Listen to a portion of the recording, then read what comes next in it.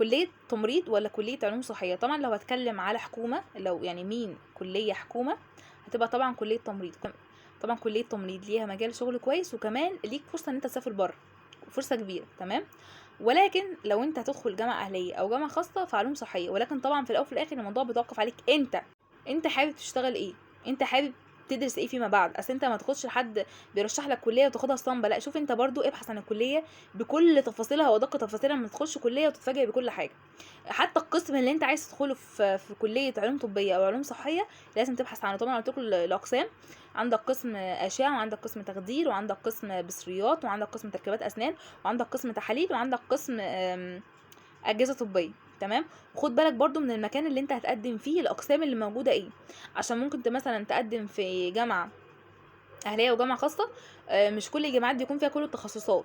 فانت الجامعه اللي انت تدخلها تكون باحث وعامل عنها سيرش في كل حاجه، عشان ما تتفاجئش اذا سلمى انا كنت عايز قسم تخدير ودخلت ما لقيتش القسم جوه. ما انت لازم تعرف الجامعه اللي انت مقدم فيها تخصصات ايه من جوه عشان ما تدخلش تتفاجئ. تمام. بالنسبه للاثنين، فالاثنين كويسين قوي قوي قوي قوي. لكن طبعا قلت لك لو انت حكومه فطبعا تمريض، لان طبعا علوم طبيه مفيش منها غير جامعتين بس حكومه، في بني سويف والمنوفيه. فاللي جاي له حكومه علوم طبيه تمريض احلى صراحه، تمريض احلى لو مش خاص.